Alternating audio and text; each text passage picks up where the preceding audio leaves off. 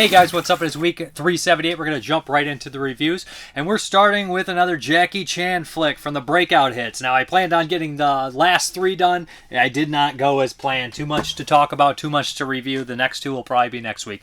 But we did end up watching, and we're covering Jackie Chan in Police Story Part 4, First Strike.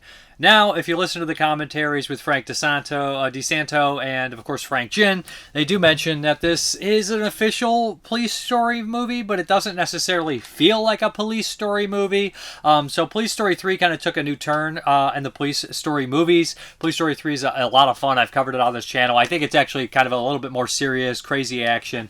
But this is more in line with the last couple Jackie Chan movies that he did, like Rumble in the Bronx, and I wouldn't even say Thunderbolt, more like kind of in a vein of Rumble in the Bronx and the tone. But it's also, I feel, like a James Bond movie. Right when I was watching this, it felt a lot like a silly James Bond kind of spoof.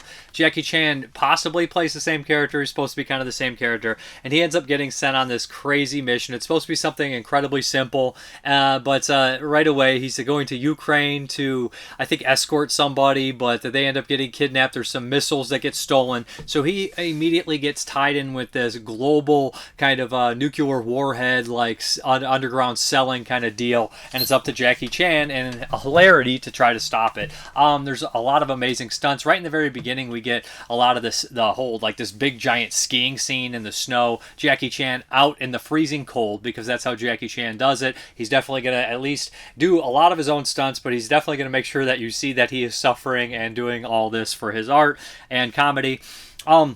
So they have this opening kind of scene in the ice and snow, and it's a lot of skiing, and there's a lot of crazy shit that's going on.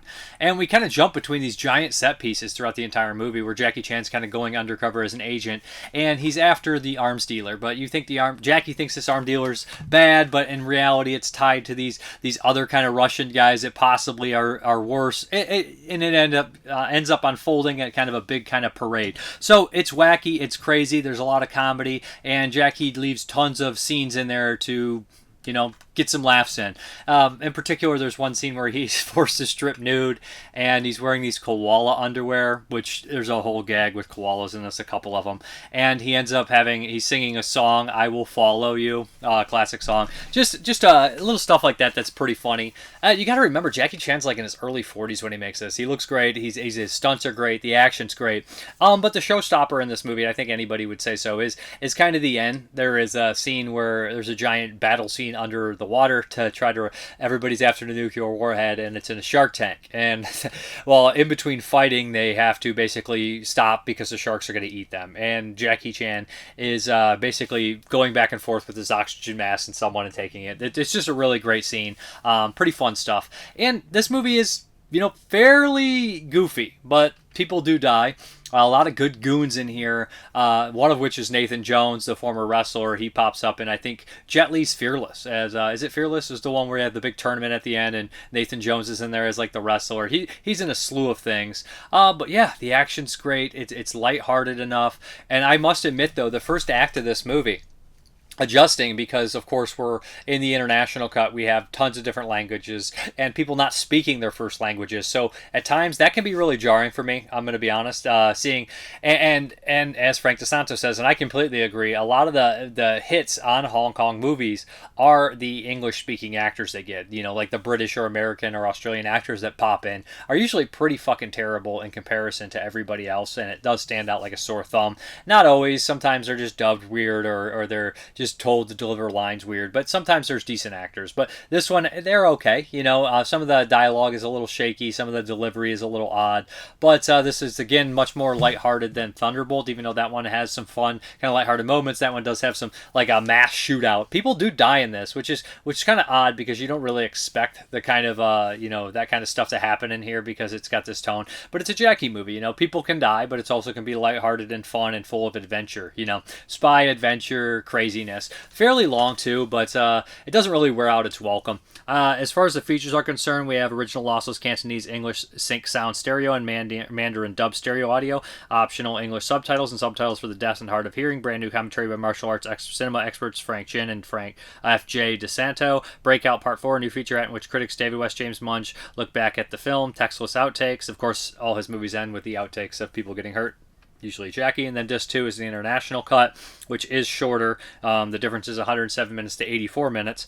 And we have optional subtitles, but we have a striking back a new interview with Frank Jin, which is the first time I've ever seen Frank Jin on camera. Does a nice interview on that, and scenes added for the U.S. network television version with dubbing unique to that version. So pretty much got you covered on all things here. The international cut is PG-13, while the home cut is unrated.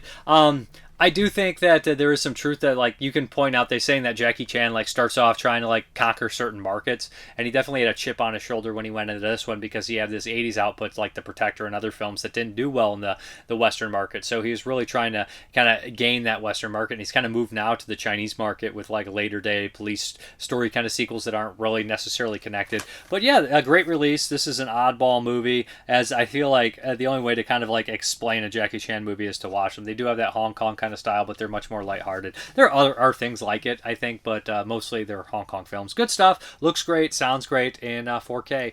Police Story 4, First Strike. Okay, we have another one here from Arrow Video, and this is a classic, another classic upgrade here. And this is 1973 by Richard Fleischer. This is Soylent Green, starring Chuck Heston, of course. It also has Chuck Connors in there, double Chucks. It's got Edward G. Robinson, as well as some other familiar faces in here. Lincoln Kilpatrick is in this one. And yeah, and I can't think of the love interest. She's not as a big actress, but definitely acting alongside Chuck Heston and Chuck Connors is definitely probably a thrill, is what she said in the commentary. So Richard Fleischer, he's done a couple movies that I really like Mr. Majestic, and he did Amityville 3. So not all his movies are great. I dare say he's a journeyman director, but I feel like so many journeyman directors have like one or two amazing movies in there. Some people would say J. Lee Thompson is, and J. Lee Thompson has a handful of excellent movies. The term journeyman, I don't know. I don't know if I would take that as far as a filmmaker is concerned, because journeyman, it's like almost it feels like an insult, but these guys are doing all these different genres, and they're doing good movies for the most part, sometimes great, while somebody that's an auteur sometimes does the worst movies ever, maybe make one of the best movies ever, but everything else they make is crap. So I don't know, it is what it is. Richard Fleischer, for the most part, I'd say he directed some really solid films. Soylent Green is definitely one of them. Chuck Heston being in this, this is the last one of the sci-fi movies that I've seen that he did. I grew up watching Omega Man and always loved it, saw Planet of the Apes and really enjoyed it, and then we got Soylent Green. He has like a trilogy. One of the commentaries on here mentions that, but anybody who's watched any horror or sci-fi or any kind of cinema that's cult would understand where Chuck Heston sits on those kind of sci-fi classic movies. I think he's really good in this. This takes place in the futuristic year of 2022, of course, and everybody's forced to eat Soylent products, right? Soylent Red, and there's a new one on the market, Soylent Green, which everybody seems to love. There's never quite enough of it. And Charlton Heston is basically a police officer, and he works with Edward G. Robinson, who also works he's kind of like an intelligent guy, and he does a lot of the paperwork and going through the thing, while Heston's more the guy on the beat. And they work together, they live together. The weird network they have of kind of these people like Edward G. Robinson, that kind of figure out facts, and I don't remember what they call them, like the council. So these are like the intelligent people of this, but at the same time, even like public servants like Chuck Heston don't really get to rise above the poverty that you see, the immense poverty here, because everyone's overpopulated. So people literally line the streets on the ground when everybody sleeps on the staircase. So when you have to go up and down the stairs, people are walked over. It is absolutely ridiculous kind of cesspool of people. Very, insane and crazy look at post-apocalyptic kind of futuristic world, even though it's only 2022 in there. But yeah, so Chuck Heston gets called in to investigate a murder that happened to a very rich man that lives in kind of a high-rise. Reminds me of Land of the Dead, right? Joseph Cotten. Great actor. They did say in the commentary, somebody mentioned this was his last movie. Joseph Cotten did like a bunch of horror movies in the early 80s and then kind of retired by like 81, 82. So this is not his last film. But I understand the sentiment. Maybe they thought the last real film he did. But Joseph Cotten is in here and he gets murdered.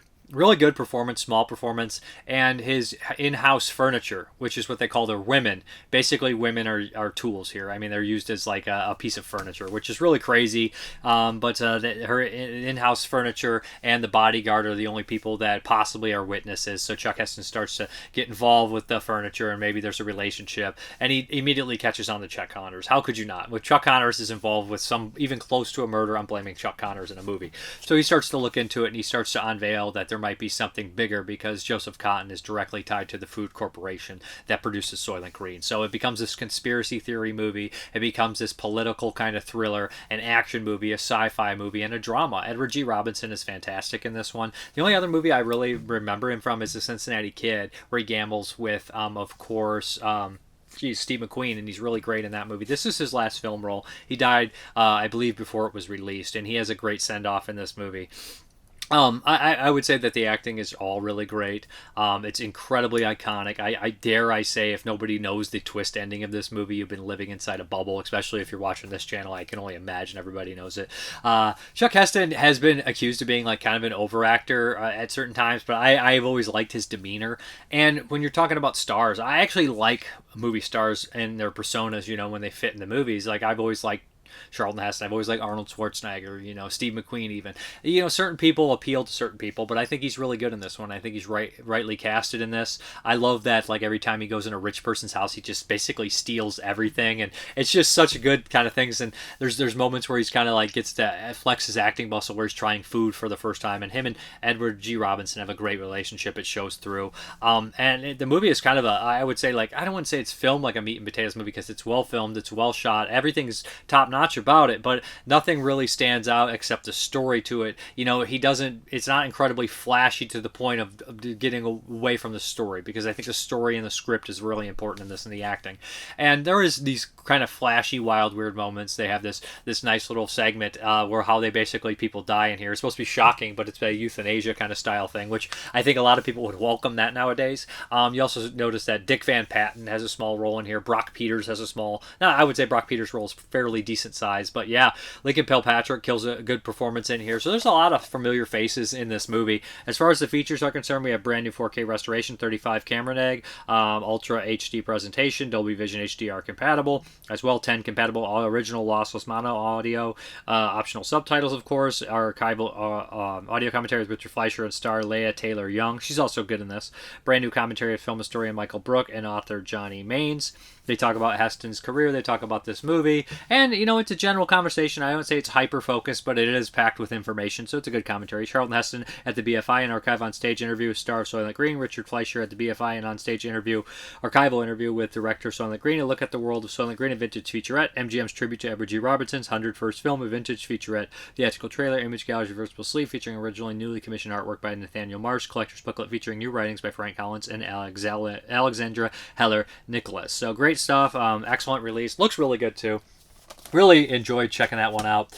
I know I can kind of retire my old Blu-ray, but it comes with Logan's Run and Omega Man at the same time. So yeah, anyways, if you guys have not seen, I'm a big sci-fi guy. I feel like their movies are always pretty poignant and prolific or prophetic. That word's tough for me today, but yeah. So I would really recommend checking this out, and it looks great. So pick it up. See Chuck Heston in 4K. Okay, we have one here from Visual Vengeance, and this is one of my favorite releases that they did. I love when they get kind of the older flicks here, but this is The Nine Demons, and this is a Chang Cheh movie. Now, Chang Cheh was the premier director over at Shaw Brothers. This is the 35th film I've seen by Chang Cheh of the 97 or so that he directed or was kind of listed as director, but that's pretty wild. 1984 martial arts period piece horror film. I love this damn thing. So I did notice in the very beginning when I tried to watch this in Chinese, it felt like maybe the audio was a little weird, and then I went to English and it was fine, but then I eventually went back to Chinese and everything sailed over and was good, but the opening is really loud and bizarre, and I'm not sure if it's just the way the movie is or whatnot. But Chang Cheh was, like I said, the premier director at Shaw Brothers, and he kind of had some flops and he kind of moved away from it. The last movie he directed for the Shaw Brothers was 1983's The Weird Man, which is an absolute weird, bizarre film with Ricky Chen in it. I like The Weird Man. I think it's a lot of fun. Now, Ricky Chen is also the star of this movie. I think Ricky Chen's got a great screen presence, and he's kind of like a pretty boy, which Chang Cheh would always put in his movies. And there's a lot of like attractive males in this movie without their shirts on, which is what the always reoccurring thing that a lot of historians would say, like Tony Raines and these guys and the commentary author Justin Decloux would say that like Chang Cheh's like sexuality. People are like, is Chang Cheh gay or is he anti-woman and all this kind of stuff like that. But that was kind of his known idea that Chang Cheh was like this heroic bloodshed guys, not the John Woo stuff, but beforehand these guys like dying for your friend, masculine men, shirtless, guts getting out, whatever. But you definitely can see a little bit of the homosexual appeal, I guess you'd say, in the films. But yeah, so this one is an absolute blast. It starts off kind of like your standard Shaw Brothers movie, also a little bit cheaper, of course. You know, he's out of the studio system, the Shaw studio system here. So Ricky Chen is with his buddy and their parents, and they're like their fathers, and they're like rich, well off, you know, very good martial artist. And there's a traitor amongst them who is working with these bad guys, and he decides to poison the fathers, and one of the fathers are killed, and Ricky Chen escapes, but he ends up falling into the pit of Hades, like this hole, which is a very classic, you know, like Hong Kong kind of fantasy tale, or even an Indonesian fantasy tale. That's very common for them to fall in these pits and come across an ancient being that gives them these powers to carry out revenge or justice, or whatever which way you want to put it. So he falls in the hole, and it's some sort of, I guess, satanic guy, and he says, please save my friend. He says, I'll give you the power to save your friend. So he goes out and he saves his buddy, and after that he realizes what he has. He's been given these 9 demons, and these 9 demons are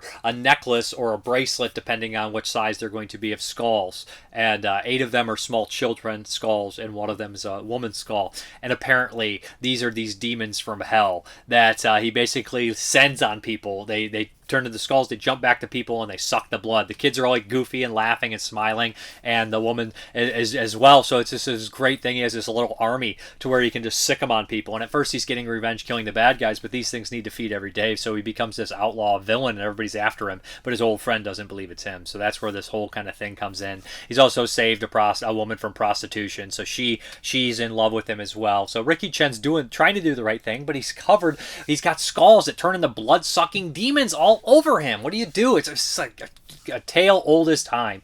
But there's some really great fun moments in this, where he's in a brothel and he's upstairs, and there's like the skulls kind of escape because they need to feed, and they go into like the dining area, and there's these little kids, like, and the demons sitting up there, and the people are like, what are those kids doing up there? And they're like, this is odd, and like they're not like mad or offended or anything, and then the kids just jump on them and start like eating everyone and biting their necks, and I was like, this is brilliant, this is so great.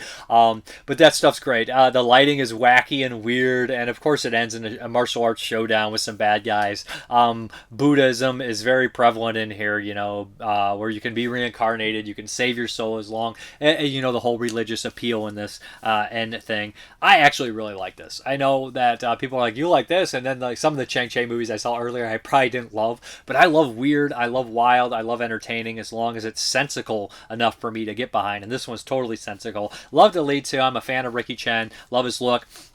I would recommend this if you like bonkers martial arts movies that are cross into the horror territory. Nice features on here too. New 2K transfer from original film elements, supervised by film archivist Toby Russell. Commentary with martial arts historians Justin Nicklaus and Dylan Chang. Very good commentary. These guys know so much information. They're a lot on the visual vengeance stuff, and I hear them on a lot of commentaries. And Justin Nicklaus used to run a little like label on himself called Gold Ninja. But Justin Nicklaus, I'd love to get him on the show, man. This guy, like, it's funny because I talk to regular people like, you know a lot about movies. I'm like, I know nothing when you see like a lot of other guys. Like, I was listening to Donald Farmer commentary and Justin Nicklaus, and these guys know so much. The discovery of James Wu Ku Ren video essay, the late period Chang-Chi video essay, actor Yoon Ting Ping interview, Unsung Horse podcast, the Nine Demons episode. That is good. They talk about this movie. Big fans of it. I've heard that podcast. I've heard Unsung Horse before because they cover a lot of stuff no one else will cover. And every once in a while I'll watch a movie and I'm like, man, there's no information on this. And I'll listen to their take and I'm like, I agree with that. I don't agree, whatever. But it's nice to be able to go somewhere and hear other people's thoughts about movies that no one else seems to be watching. The Nine Demons complete old school dirty VHS version. Image gallery includes both English dubbed and original Chinese language options. Visual Vengeance trailers, folded mini poster, original theatrical art on there. Enter the Venom mob. Liner notes booklets. Did I mention that a bunch of the 5 Venoms are in this too? Not all of them, but there is a handful of them. And there's tons of martial arts with the stuff with them and everything. But I will say, the interviews are good too. Like when they cover the late period Chang-Chi was really good because they talk about his exit of Shaw Brothers and all the movies he did and how he basically took a retirement gift and made a bunch of movies with it. But love this release. Looks pretty solid. You know, Visual Vengeance usually deals with a lot of VHS transfers. This is not. Looks pretty good. Love this one. I had a lot of fun with the Nine Demons and I look forward to rewatching it when we get into 1984. Okay, the next one is another one from Visual Vengeance, and this is not the first time I've seen this bad boy. This is from 1989. It's shot on video, and it's from Speak of the Devil. I just talked about him slightly before. Scream Dream. It's by Donald Farmer. It's Visual Vengeance. Like I said, 89. I'm probably repeating myself several times. But yeah, this is probably a movie I covered like 20 years ago on my channel, and I've not seen it since. Nice to see it get a Blu-ray. Although it's not exactly super remastered. It's SD master version from the original tape elements. Hell, there's even some mess ups in that. So you guys know Donald Farmer. He's still directing movies to this day, but he started off in the early 80s making some Super 8 movies, and then he graduated to making some SOV like Demon Queen and Savage Vengeance, and this one. I don't remember the order of that. I think Demon Queen was first. But yeah, he directed a handful of these movies, and I'm going to be honest, I like some of them, and particularly his earlier stuff. It's just I have a fondness for that kind of stuff here. But, you know, his latter day stuff, I'm just not big into low-budget cinema from more modern day period, but I do appreciate the guy's going on. He also is probably one of the most knowledgeable people when it comes to movies. He's also acted in movies. He's in Dirty Cop No Donut Part 2. I Am a Cop, I believe that's one's called. He plays, you know, along with Joel D. Wynkoop in the other half. He's not together, but they basically are the big stars of the movie. So the thing about Donald Farmer's movies here, so watching this, it's got a very short runtime, and it was obviously made to kind of be a success, be in the video store, and I do think Donald Farmer is someone who cares to try to put cool, fun stuff in the movie, but he's also someone that's looking to make a dollar, make a buck, get it to the biggest possible audience available. But he's not cynical in the fact that that's all he wants. You know, I think Donald Farmer is one of these guys that just has to make movies no matter what. And I would compare that like a Jess Franco or a Joe D'Amato. And not on that caliber, but, you know, some of his movies are much better than Jess Franco's latter-day movies. You know what I mean? He's not working with those huge budgets. But so here we go, is Scream Dream. And listening to the commentary and interview with Donald Farmer, he was like, I never set out to make, like, one of these, like, just rock and roll horror movies. It was never my real intent to do that, but I saw that they were popular at the time, and I saw that I had access to these certain things. I had access to a club, I had access to kind of a studio with lighting, and I had access to a rock band. So I was like, why wouldn't I do that? And that's a smart way to make an independent movie. So that's kind of where he went from it, right? He got all these things together. He found his lead actress in Melissa Moore. This is her first kind of starring role. Melissa Moore would go on to be in a bunch of Jim Wynorski movies like Sorority House Massacre 2 and Hard to Die. Very memorable. You recognize her right away. So the movie is essentially kind of a comedy rock and roll horror movie, and you could tell it's purposely silly. You know, sometimes you watch these and you don't know if the director or filmmakers are complete insane people and they don't know it's funny, but this one definitely has like a lot of dialogue that is purposely silly and funny, and characters that are just kind of goofy. But so it opens up with a crazy dream here with a chainsaw coming under a bed, and it goes on for way too long, but they know what they're doing, right? The chainsaw coming up from under the bed on a naked topless woman, and it goes on forever. There's a lot of scenes like this where the main issue with Scream Dream is it's padded. There's a lot of padding for runtime to get it out to that video store shelf length that you have to have, right? And it probably said approximately 85 minutes or 90 minutes on the back, although it's only like 72, and a lot of it's padding. It's not all padding. So basically it opens up with that to catch your attention, and we kind of go to this couple here, or best friends, or whatever they are, and this guy's obsessed with this Michelle Schock. She's a great crazy punk artist, and he wants to go see her. She's coming to town, and there's hilarious dialogue in the fact that he's like, she's my favorite. I can't believe I forgot she was coming to the town tonight. You're like, it's so self-aware. It has to be. You know what I mean? Like, this sounds stupid. Let's play into it, because otherwise it's embarrassing. Like, it has to be. Like, I can't believe I met, you know. But so they go to meet her, and my favorite piece of dialogue was in the movie in the very beginning, and he's staring in the back with his girlfriend, like looking at this rock star, like, who's just like this kind of nasty, gritty kind of girl, punk rock, you know, badass, and she's obviously a little satanic, possibly. But the best line in the entire movie is hilarious. He's like, could I maybe have? And she's like, an autograph? I give much better head. And I was just like, genius. And I don't remember that line, but it cracked me up. It's just such a funny line that, like, the rock artist comes on to him. But anyways, what happens is there's like a producer, and he gets upset with her, and he replaces her with Melissa Moore, and she becomes this kind of evil scream demon thing where her hands turn evil and her face gets gnarly, and she basically goes out and kills people. There's like 3 songs, 2 of which I believe they perform like 3 or 4 times. They're catchy. Scream Dream. And the subtitle said Dream Dream. I'm like, I'm pretty sure it's Scream Dream. Scream. But anyways, that's subtitles nowadays. Almost all of them are a little off like that. But they play these songs so much that they get stuck in your head. I mean, even some of the bigger rock and roll horror movies like of the time, Bad Channels is a huge one that's guilty of padding, or even Rocktober Blood is guilty of padding. Not quite as bad as Scream Dream, but I would say Bad Channels is, because Bad Channels is like 85 minutes, and it's just like fucking, you stop for a whole concert and a music video, and you're like, stop. But so it has a lot of the concerts, a lot of silly characters. The music producer in this is absolutely really hilarious, and Farmer pointed out that he was a real music producer. He's just like yelling and screaming, kind of a fun character. I mean, the acting is not amazing, you know what I mean? They're playing like off characters, they're not SAG actors, and it's funny though, and it's entertaining. The padding does hurt it. There's even a little kind of sock puppet ghoulie, which I absolutely love. And while I was watching this entire movie, I couldn't help but think, we accept the challenge. Think of Rock and Roll Nightmare, which is a ridiculous ass movie that people really love. Really stupid movie though, but hey, it has its charm. Scream Dream also has its charm. It's short, it's padded, it's funny, it's cheesy, has good music, has some gore, has tons of nudity. It wouldn't be the worst movie you rented in the 80s or 90s as a kid and watched it with a couple other ones. It definitely fits that pair there. So as far as the special features, we have commentary with Donald Farmer, and the guy knows tons about movies. We have actor with Nick Riggins interview, who's also, I think he was like a lead of the band, the actual band. He is a pretty short interview. He likes horror movies, he says. Actor Jessica Ray interview, of course. She has a story about Donald Farmer being very strict and serious on set. The Art of Scream special effects artist Rick Gonzalez. Of course, Rick Gonzalez has worked on a bunch of Donald Farmer movies, but he's also from Day of the Dead. He does really good work. The effects in here are pretty good, especially for a low-budget movie. Behind the scenes image gallery, Donald Farmer theatrical Q&A excerpts, Visual Vengeance trailer, folded mini poster, reversible sleeve featuring original VHS art, optional English subtitles. If you like SOV, if you like rock and roll horror movies, if you like cheapy movies, and you know what a movie made for the VHS shelf is going to be, at the video stores, and you're not going to be too mad about padded runtime, I think Scream Dream is a fun movie featuring Michelle Schock in person. That's right. I think the other cover is going to be better in here, probably more so. I don't know. You know what? I kind of like this one. Looks gnarly. It looks like something that you'd be scared to buy from like a cinema independent home video magazine back in the day. Like, I'm paying $20 for this tape. I have no idea. It's going to be gnarly. But this looks more, I guess, in line with the actual movie here. I do like Michelle Moore too. And then we have the classic reversible with the chainsaw coming up, which is just gnarly. Definitely very, very video store style stuff there. But yeah, fun movie. It's up to you guys. You know exactly. If you're listening to this channel, you're watching the features. I would say one of Donald Farmer's best movies, right?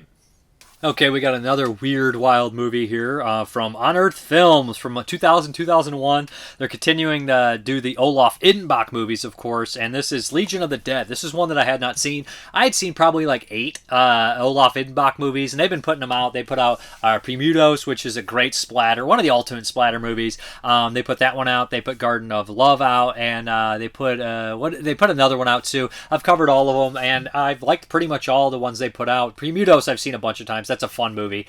He also did Burning Moon and Black Pass, which are crazy early splatter SOV kind of style things here. Now, Olaf Ittenbach, he's pretty much considered one of the German Goremeister. He's like the German splatter king, along with Andras Snas, who did the violent shit movies. But yeah, so this one I popped in, and I'm going to be honest, that time, 2000-2001, is not necessarily my favorite time for horror cinema, but I do feel like some of the independent movies at that time were some of my favorites, and I was like, this could go either way, so I put it in. It's shot on 35mm, and I was like, okay, now it looks like, dare I say it, a real movie at this time. You never knew what you're going to get in the budget stuff here, and it opens up, and I'm surprised. I'm watching the producer's cut here. I'm surprised how funny it is. When I think Olaf Ittenbach, I don't think comedy. I really don't. I think Beyond the Limits and Dar Divorce, maybe there's unintentional humor because translation issues. I know Premutos has funny stuff, but that's like almost like Peter Jackson style in this. And this is a weird movie here.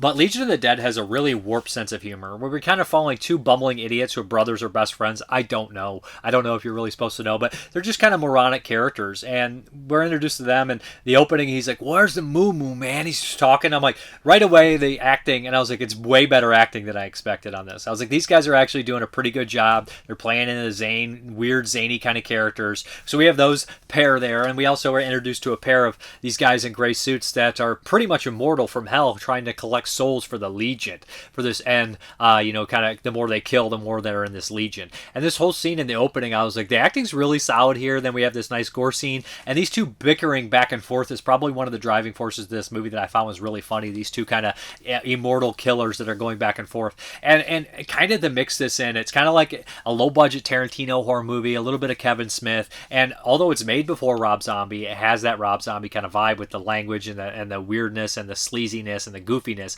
But it's also goofy, like almost Peter Jackson goofy, like when you're talking like Bad Taste or Meet the Feebles. Not quite on that level, but it has this weird kind of energy about it, where all the characters are wacky and weird, and everybody they encounter is a fucking nutcase. So there's these great moments where the friends that are the brothers that are traveling, not the killers. So we're jumping about all these characters too. Actually get picked up by a serial killer, and the spiel with a serial killer, actually a really good performance by him. It's great stuff. And this movie is its strong points when it's a road movie, when we have all these characters on the road traveling and kind of intermingling with other people, all going to lead up to this one place. And when it's a weird, zany road movie that keeps cutting to all these different characters, it keeps its energy up because there's a lot of gore gags, there's a lot of back and forth comedy beats. Like I said, the two guys that are constantly arguing with each other and like collecting mortal souls are absolutely hilarious, particularly the one with the glasses. He reminds me totally of a Scott Spiegel or Ted Raimi from like a Sam Raimi camp or something. He's got that Scott Spiegel, Ted Raimi energy. If anyone knows Scott Spiegel is, he recently just passed away, directed Intruder. He's also in Skinned Alive. Ted Raimi, of course, Sam Raimi's brother, has that weird kind of goofy energy from Darkman, but they have this like funny, goofy energy, and I feel like it's incredibly funny. Some of the dialogue is obviously dated. Some of the acting does suffer a little bit because there's people being dubbed over. One of the characters is obviously like a German actor. Olaf being in German allowed us to film to Germany, and he's dubbed over in like a weird accent, kind of silly. Other characters keep their accents, but it stands out like a sore thumb. But they're supposed to be from there. Like I said, this movie really falls apart in the third act when we get to the bar and it turns into a siege narrative in the similar vein of Night of the Living Dead, From Dusk Till Dawn, and we just are at a stalemate. It completely freezes. It completely stays still. They add in new characters that are seemingly more in dramatic moments than our main characters, and it just doesn't work, and they make a lot of poor choices, I think. I do not know why they decided to do what they do in the last act, but I feel like it kind of fails in that aspect. There's more gore in the final act, but it fails in the final act for me. I still really liked the movie and was taken back how much I actually thought it was funny and enjoyable in the first two acts. The end, like I said, falls apart a little bit and doesn't really work for me. I still don't hate the movie. I still enjoy the movie, and I would recommend it, as that's the producer's cut. The director's cut has a different, darker ending, different scenes of action. It's longer, more stuff going on in there as well, and I think there's more stuff with the characters that are introduced kind of towards the end of the movie. But there's like a movie where it stops, like the movie stops and has this dramatic moments for characters we don't know, and then one of the main characters dies, and it seems like it's brushed over. It's like, that's a huge fucking mistake. Why are we doing this? I don't understand. But as far as besides the unrated producer's cut festival, this movie was released originally cut to ribbons, I guess, but unrated festival producer's cut version is on the disc 1 with commentary by Olaf Idbach and composer, making of Legion of the Dead, deleted scenes, outtakes, festival premieres, photo galleries, and trailers. Then we have the director's cut version. The difference in length is we have 92 minutes to 108 minutes, so we have 16 minutes of additional footage. The main baddie in this movie is an actor that I've seen in a bunch. I don't know if it's just from watching other freaking Olaf Idbach movies, but he's very recognizable. He's got that tall kind of, Icelandic or German kind of look to him, and he reminds me of Viggo the Carpathian or, Julian Sands or something along those lines, you know what I mean? Kind of like in that vein. Fun movie. Looks pretty damn good. Looks a little dark. I don't know if that's the budget or, sometimes you watch these in the day on your big screen TV, but you realize at the same time if there's any light in a room when you're watching a Blu-ray on a 4K screen, it can kind of dim it. But I do think the movie probably does suffer from a little bit of the dimming and the negative and stuff like that, just being a low-budget kind of movie. But I enjoyed it, and I don't think I've seen an Olaf Idbach movie. I absolutely hate it, to be honest. You always think, like, me and Jeremy were joking. Oop, I hate when that happens. Knocked over the thing. It bent in my slipcover. But, we were joking, like, I was like, I wonder what the commentary is going to be like. And it's a sparing commentary made at the time when the original disc was released. But I'm not trying to be offensive because, like, Olaf seems like a really great guy, and I love that he sticks to his guy. He makes movies that he wants to make, and he doesn't seem like I don't want to say, like, sold out. Like, as an adult, the term sold out loses its fucking meaning because you got to eat, you got to make stuff, right? It's silly. But I feel like Olaf Idbach is one of those filmmakers that stuck to his guns, for the most part. And I know he probably has to sell stuff and make a certain commercial product, but I know this is one one that maybe some people thought he sold out because it's not like a super gore fest. But at the same time, I feel like Olaf's doing what he wants, and I think he makes pretty fun movies. And there's another actor, like directors out there, like, you know, Brian Pollin always seems like he's like the number one example, I would say, somebody that stuck to their guns and made whatever the fuck they want, for better or worse, for their life. I don't know. Like I said, it's hard to be an indie filmmaker, but I was just laughing about the commentary. I imagine, like, we were saying it, like, before, he's like, I told them I wouldn't get blood everywhere, but we got blood on everything, and they were mad. Like, I could just literally see Olaf Inmog like, oh, we're going to film in this bar. Don't worry, no blood's going to get on anything. And then, you know, blood just got over fucking everything. Like, there's just no fucking way it didn't.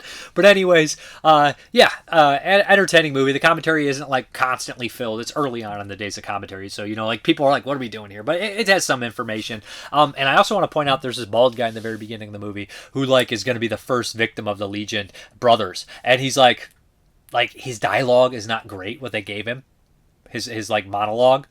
But the way he delivers, I was like, this dude is good. There's some good actors in this low-budget little movie. The serial killer's great. The Legion brothers are great. The main two guys are good. And we also have another character who's, like, this movie focuses on, who's, like, the kind of female who has a tie to the main villain. And she's okay. It's just, you know, she's not the best actress in the world. She's not horrible or anything like that. But overall, Legion of the Dead is better than I thought it would be. All right, let's get into those 1983 movies.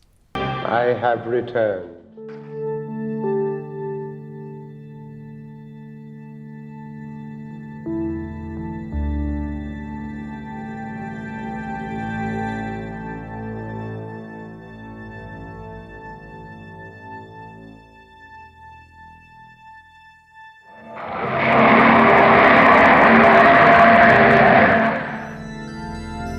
Okay. Show me.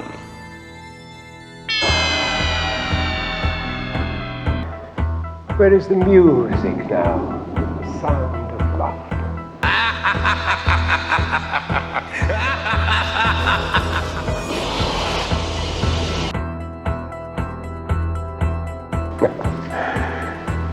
There was never laughter.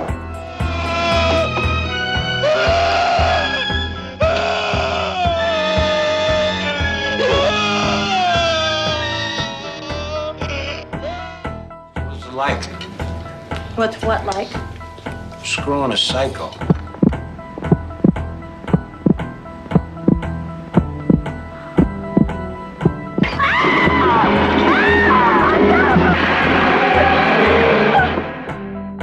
What the fuck was that?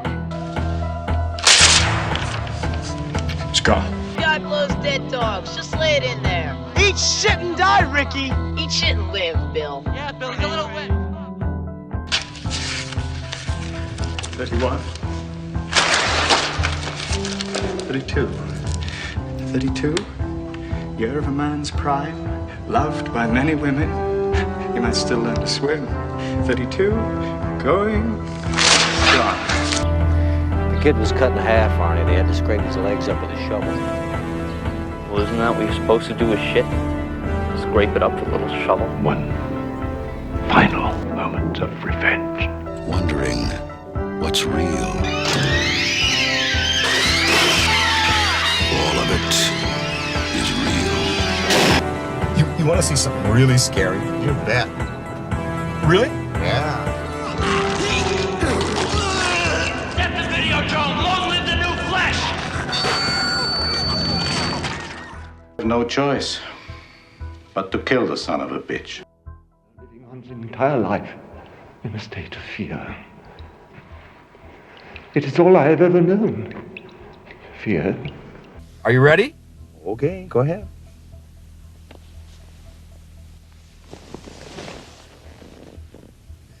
What are you doing?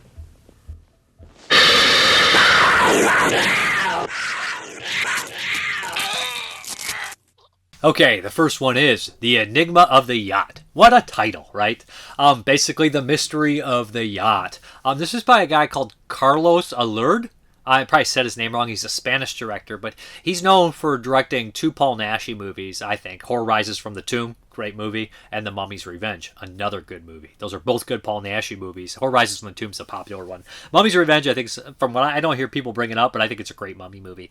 Paul Naschy's great. But this one here, I was like, okay, I've not really heard much about this. It felt like it was going to be more in the thriller vein, but it's your gaslighting, psychological kind of thriller, but I would call it a horror film, and it's a boat horror film, which is kind of a small subgenre, which I do enjoy for the most part, as long as you can keep my attention, because they're usually very isolated locations with minimal characters, and that's this here.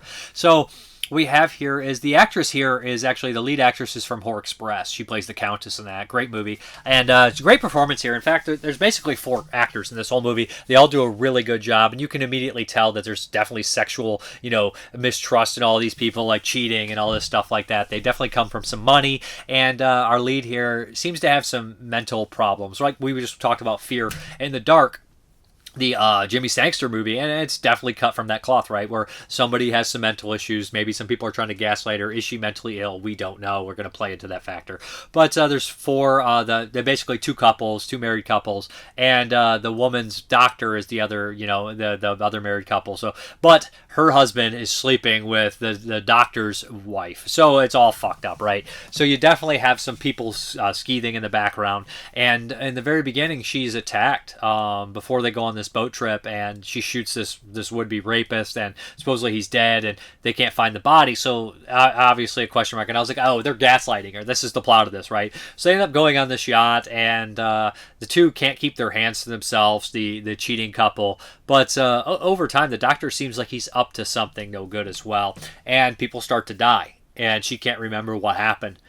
And she's starting to question her own sanity and point fingers at other people. And that's pretty much the plot of the movie. The suspense is good. The acting is good. And, it has like a sexual nature to it as well. And it's a pretty horny movie, I would say. It's funny because like the women, it would like, if you're like basing on typical standards of like attractiveness, the women are like 10s and the guys are like 6s or something. They're fine looking, but they're just, it's so funny. It's like, but money, I guess, right? But, people start getting picked off, and it's a really dark ending. And I really like the ending. Just desserts are served, and there's some tragedy to be had. It's a good psychological kind of boat horror thriller. Would recommend this one. The more I talk about it, the more it'll be spoiled. But I like how there's a couple, like I guess, layers to it that you kind of guess this way and that way, and it kind of unfolds similar to how you're going to guess. But it's not, it's not disappointing. I would recommend this one, The Enigma of the Yacht.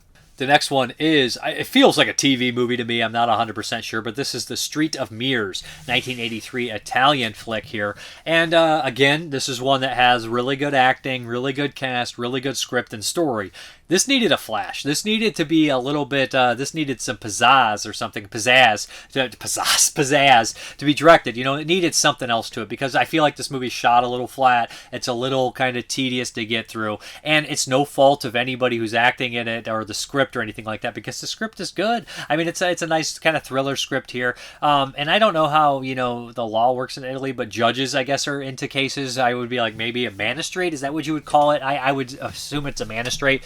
Is basically apartment from across the hall. A woman is kind of thrown or falls from this balcony, and this magistrate is put on it. She's like this high-profile judge, and her husband is, like a rich engineer. Her husband's actually the guy from Possession. He's the German guy, Hans, or whatever, that Isabella Johnny's cheating on her, Sam Neill with. Great actor. Great in that movie. He's okay in this one. There's a couple other familiar Italian faces in this one. It's not riddled with a bunch of character actors, though, but there's a couple. And she starts to look into this case. She starts to become close with this neighbor who seems to be kind of shady. And she starts to learn that this woman who dies might have a connection to her husband. And I'll leave it at that. As the story unfolds more and more, you realize more and more things are happening. Is she trying to cover for her husband? Is she upset with her husband? Is this woman play a factor into it? But I think the ending of the movie is kind of what brings it all together. I think it makes a really nice sense of irony to it. I would say the idea that if I say anything, it'll spoil it. But, you're trying to figure out something or prevent something, but then the way you actually create exactly the same situation that you were trying to stop or figure out what happened in the first place. So, yeah, I think that's an interesting point. But overall, I think it's a little kind of bland. And I said, and maybe this should be a feature length, but Streets of Mirrors, I think it's decent. I think it's well made, but bland. If that makes any sense. Mild recommendation. Okay, the next one is a Nakatsu erotic film, and I was digging deep because I feel like there's not that many Japanese horror films here, and I'm digging under the surface, trying to find stuff, you know, like a couple of the years in the early 80s, 80, 81, 82, there's some ghost stories, some TV movies, some thrillers, and some stuff like that was really good, that kind of crossed into horror films. But there's always Nakatsu erotic films that cross into horror films for the most part. You know, some of them really are truly horror films, and I feel like there's not that many this year from Nakatsu that consider horror films. I mean, there's a couple female teacher movies that I'm going to watch, but this one here was called Sexual Crime, and I was like, it's listed as a horror in some places, but this is definitely like a thriller. And it's funny because, you know, the Nakatsu erotic films, they center around, you know, a woman who goes into an area, has some tragic, like some trauma from the past, and she must relive it or change herself through it, or it's always like, I was raped by this person and I'm coming back to this place and I'm somehow intrigued by the rape or something, and like it sparks this sexual kind of, you know, weird kind of thing or anything like that, and then what inflicts is like bondage and weird kind of fetish stuff within the movie. This one doesn't really have the fetish stuff, so it's weird that like they're treating a threesome in this movie as like this big, you know, like big set piece where you're like, it's a threesome. It's not like it's like, you know, a woman getting tied up and like pop shoved up their ass, which is what they do sometimes in these movies. So it's just like, it's a little tame. As far as like the set pieces are concerned, so I feel like a lot of the Nakatsu movies are generally in one location. This one is too, but it doesn't feel like it's shot in the typical locations. Like, hey, this is a room that we kind of carved out or something like that. This is like industrial area. Like this guy runs this business and he has money troubles. He's screwing the secretary. He has a wife at the same time, and he's kind of having this three-way with them. And the wife obviously doesn't like this, and it creates a lot of tension. But there's this money going back and forth, and he owes so much money. He's borrowed from the secretary. All this kind of shit like that. But that ends up kind of turning into like, you know, I guess a gothic kind of style thing, fake your own death, anything like that kind of movie. And the most part, it's called Sexual Crime for a reason, because the act of faking the death is the crime. I was like, what is a sexual crime? A threesome? But no, it's more so the crime that they've, you know, committed. The AI subtitles were not really great in this, so a lot of the nuances between the characters probably was lost on me. Overall, this is fine. It's well acted. It's well made. It has good locations, but it's not anything that's going to spark any of you Katsu erotic film fans. It's not something that you haven't seen before. It's a little bit different possibly, but it's not like the period piece one from this year that actually kind of, I was like, took a step back. I was like, that's really interesting. It's a period piece. Or like some of the non-Nakatsu stuff that's like pretty wild. There's one of those, I cannot remember the name. They all have such serial rapists. That one was pretty fucking intense and a great story. It felt like a Hisayasu Sato movie, but this one I feel like is a little bland as well. It's kind of the week of bland 1983 movies that never really cross into horror. I'd say the Enigma of the Yacht is the most horror, but yeah, overall just kind of a lackluster 83 picks, picks, but I would recommend the Enigma of the Yacht, and I would give a slight recommend to the other two. Okay, what was that? But okay, the Patreon pick is a real winner here, and this is Rashomon. Of course, Akira Kurosawa. Never seen this one, and it's always been on my radar. I've seen some of his movies, of course, Seven Samurai, excellent movie. And this one here was one that they always say, well, it's got the Rashomon story subject, you know, and like the framing. And I was, I guess, a little misunderstood, you know, because people would say weapons. It's the same story told from different perspectives. But no, this is a story told from different perspectives, but it's also a different story being told, and it's how the people are saying it, and it goes through this. So we open up and we have these three men that are hiding out under this like bridge because it's pouring rain, and two of which have just been witnesses at kind of a murder, and so it's 11th century, so it's a period piece, and things aren't necessarily done as the way they are now, of course, so it's a little different. And this guy, they're kind of stranded there, so they start telling stories where they came from, and this one guy's kind of like a bandit-esque character. He's kind of loud, he's kind of brash, and there's kind of one that's more of a religious-esque character. I think maybe be a priest, and so they basically start telling their story, and they say, well, I was there, and I basically I talked to the person right before they were murdered, and we kind of have the flash of them telling the story, and then you have the other person say, well, I found the body, and you see that flash, and then they start talking about the cases, and they're having this argument about humanity, who is good and who is bad and who to trust, and all this kind of stuff like that throughout the movie. And as they tell their stories, they first tell, basically they're telling a murder case where a bandit and Mifune, a classic Japanese actor, murdered this man on the road and raped his wife. And you hear the storyline from the bandit at first, and then you hear the story from the wife, and then you hear the story from basically a medium of the man who is murdered. And it's so interesting because when you're watching it, you have your own ideas made up and thoughts, and you see how it unfolds. And then they say, well, That's not what this person said. So then you see that version of the story, and it completely changes your perspective on how you feel about these people and how, society would look at these people. Like, well, the man portrayed himself this way, although he claims he was still a murderer. He refused to kill this man in his story in kind of a tough way. He gave him a fighting chance, but that's not exactly what happened here. And then you'll have, the medium story, the husband's eyes tell the story of his wife being bad. So like you're constantly changing your perspective and feelings on characters, but we eventually get what we think may be the truth, maybe it's not the truth, and all the characters don't seem necessarily great. So the faith in humanity that this priest had, was on like shaky legs. But the ending, it opens up and has this nice scene, which I don't want to necessarily spoil the ending, but it's kind of a beautiful moment here. And basically, are people all bad or good? There's good and bad within all of us, and the perspectives will constantly change. Who's telling the story, how they're telling the story, and what the real truth is. It's a good way to understand that perspectives and the way people see things and the way people tell things and the way people are to lie or way things that are mentally within their head. Maybe they are interpreting these facts this way to them, and they're telling that story, their feelings and emotions or whatever, to the audience in that aspect. But it's interesting to look at that. It's a wide variety of ways to look at a story and who's lying and all this kind of things like that. I thought it was excellently well acted, of course. The structure is great. I love the look of the rain coming down on that, the big wooden kind of like, I think it's like a gate or bridge or something that's like torn down. Just a great movie. I don't know what to say. It's a classic for a reason, and obviously people would take that perspective, right, of that changing story constantly, or showing you a different side to the story or a different person's perspective and how they see it, and it changes everything. And that's just such a simple way to do it. It's great. It's great. Really well acted. Really interesting stuff here. Definitely keeps your attention. Rashomon. It's a fucking classic for a reason. I'm glad I watched it. There's so many movies that I haven't seen, but I'm always happy to pop in a classic like that. So yeah, and we got a bunch of Criterion this week because it's, I've been saving some and I've been making my wish list. There's just Criterion movies getting added and added and added to it. So of course everything's on sale now. So boom, it's time to dive into those Criterion movies when we get to the update.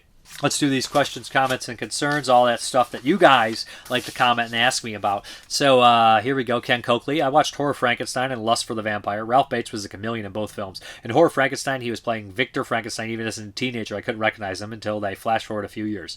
Took me some time to recognize him in Lust for a Vampire. David Prowse was great as the Frankenstein monster. He looked puzzled, aware that he was dead, and preferred to be dead. He also looked like the creature in Lady Frankenstein. I also liked the color process. It was similar to Technicolor, but I believe that Technicolor was extinct at the time.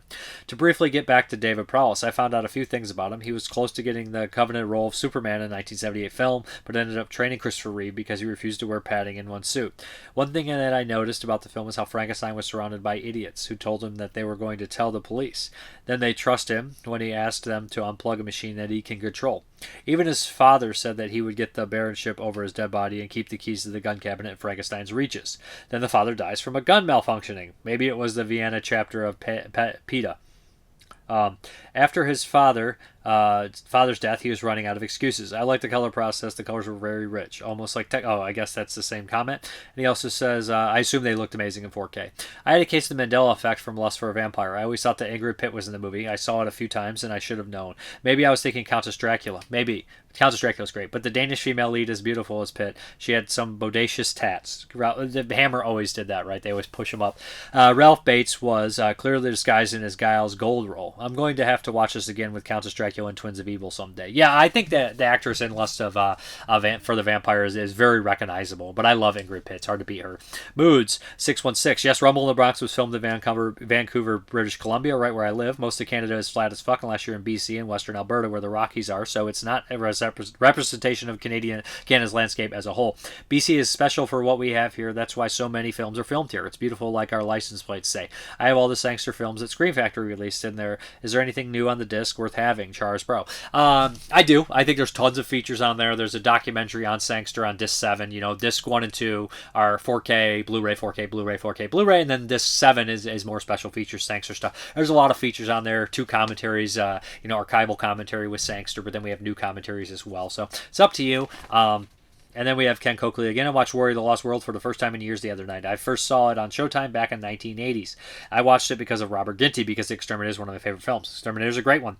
I also like the rest of the cast, including the scary obese woman who looked like Mimi Bobak from Drew Carey show on Mescaline. Jesus. She turned up again near the end when they celebrated by swinging their own version of We Are the World. Singing their own version of We Are the World. Fun fact, the yellow square object in the scene with the miniature 8-track tape player that was on the market at the time. Anyway, Persis Kambata was beautiful as always, except in Star Trek The Motion Picture. No woman, including Sinead O'Connor, looked good with a shaved head. I don't know. I think it's fine. Speaking of shaved heads, Donald Pleasance had his shaved, and he looked just like a character Ernest Stavo Blofeld in the racially insensitive James Bond film You Only Live Twice. He did look like Blofeld. It was shocking to see Fred the Hammer Williamson be a villain. My biggest problem with the movie was Ginty sounded like a monster, the great god Porno, voiced by the stand-up comedian Craig T. Nelson in 1974 film Flash Gordon. Yeah, he sounded terrible. His dubbing was terrible. And then Anthony behind the scenes. Testament is a pretty intense movie. At least it was back in the day. I have it on VHS and looking forward to getting the new Criterion edition of the film. The Day After is a very somber, somewhat depressing film, but overall these films, these are both films that I think you will appreciate.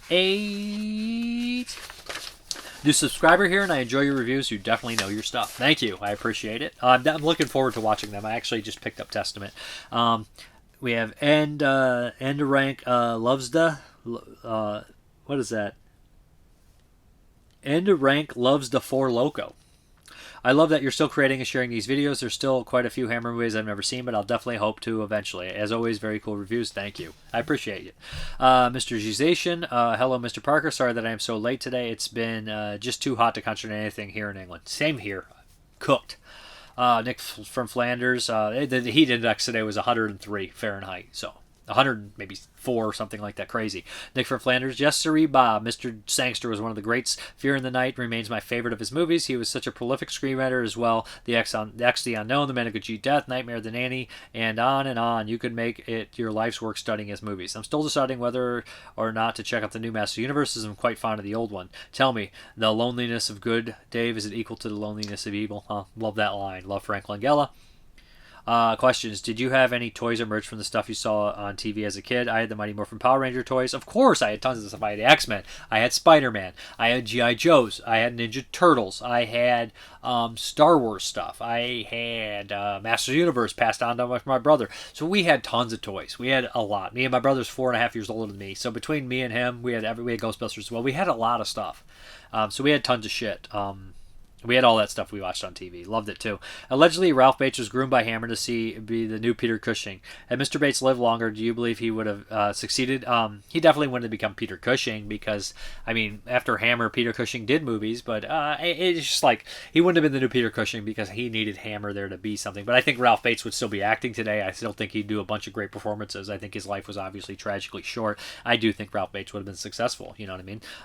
Are you excited at all about Robert Eggers' upcoming film Werewolf? I sure as hell am. I just love his style and storytelling. Till next time, God willing, and stay on the road and keep clear of the moors, cuz. I'm mildly excited. I didn't love Nosferatu. I thought it was well made. I just thought it was a little too bland. I don't want to say bland's the wrong word because his style's so bad. I just wish he would have done something a little different because I've seen that movie 450 fucking times. But hey, I love The Witch is a great one. Lighthouse is very good. And so I've definitely watched Werewolf. Uzi Suicide, better break out the crowbar to get those movies out of the Golden Harvest box set. Yeah. Golden Harvest box set. Oh yeah. Crowbar. Okay.